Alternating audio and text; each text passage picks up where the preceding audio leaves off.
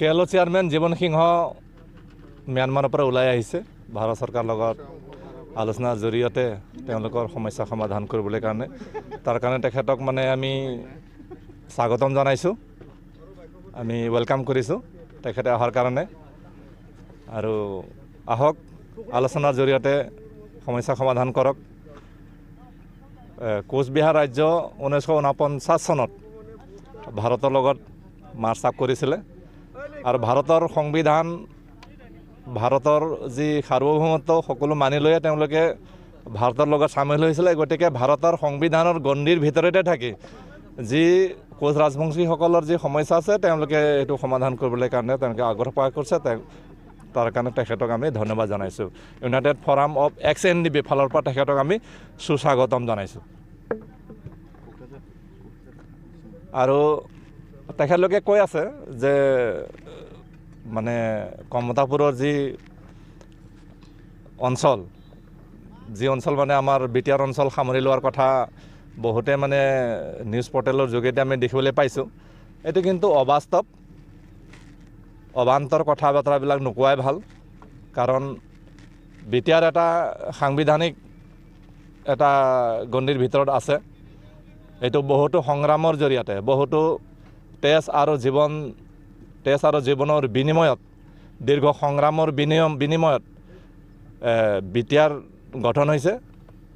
আৰু বিটিআৰ অঞ্চলৰ ৰাইজে এইটো কেতিয়াও নিবিচাৰে যে বিটিআৰ অঞ্চলৰ 1 ইঞ্চি ভূমিও ইফাল সিফাল হোক বুলি আৰু এইটো বিটিআৰ অঞ্চলৰ ৰাইজে কেতিয়াও মানি নলয় আৰু আমি XNDB হিচাপে ইউনাইটেড ফৰাম অফ XNDB সংগঠনৰ ফালৰ পৰাও আমি বিটিআৰৰ 1 ইঞ্চি ভূমিও আমি এৰি দিবলৈ কাৰণে মান্তি নহয় আকাশৰ লিডাৰবিলাক কৈ আছে এই মাটিটো আমাৰ মাটি বড়োবিলাক আমাৰ মাটিত জীয়াই আছে তেওঁলোকে ক'ব পাৰে কথাটো কৈ দিলেই নহ'ব বড়োসকলে অসমৰ আদিম অধিবাসী বড়োসকলে এই অঞ্চলৰ সভ্যতা সংস্কৃতিৰ ধাৰক আৰু বাহক তেওঁলোকে আমাৰে সহোদৰ হয় তেওঁলোকেও বড়ো মূলৰে মানুহ হয় তেওঁলোকে এটা সময়ত বড়োৱে আছিল তেওঁলোকে ধৰ্মান্তৰিত হৈ জাত্যান্তৰ হৈ ভাষা কলা সংস্কৃতি এৰি পেলাইহে তেওঁলোকে ৰাজবংশী হৈছে ৰাজবংশী বুলি কোনো এটা জাতি নাছিলে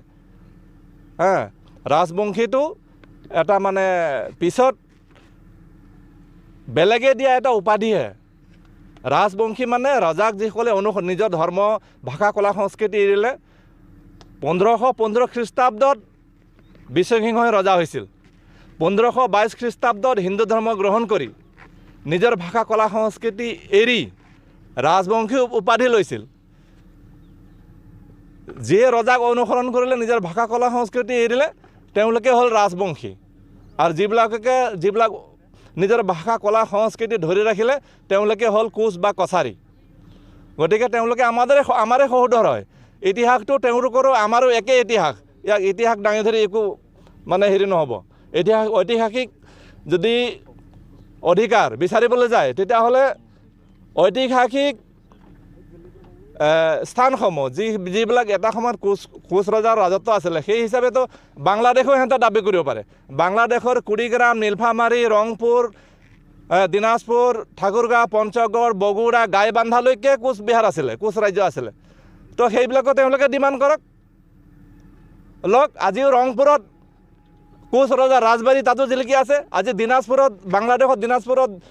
ৰজা দিনেশ্বৰ তাতো ৰাজবাৰী আজিও আছে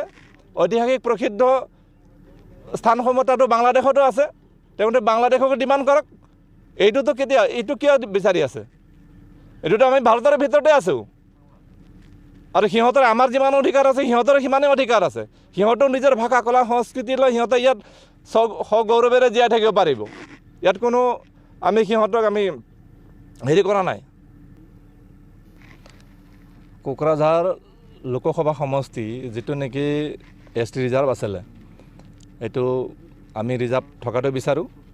আৰু লগতে ওদালগুৰি লোকসভা সমষ্টিটো আমি ST ৰিজাৰ্ভ হোৱাটো আমি বিচাৰোঁ কাৰণ এইটো ST সকলৰ এইটো প্ৰাপ্য অধিকাৰ এইটো আমাক লাগিব আৰু এইটো কোকৰাঝাৰ লোকসভা সমষ্টিটোক ৰিজাৰ্ভেশ্যনটো উঠাই দি পেলাই জেনেৰেট কৰিব বিচাৰেতো আমি কেতিয়াও মানি ল'ব নোৱাৰোঁ, আমি নামানো।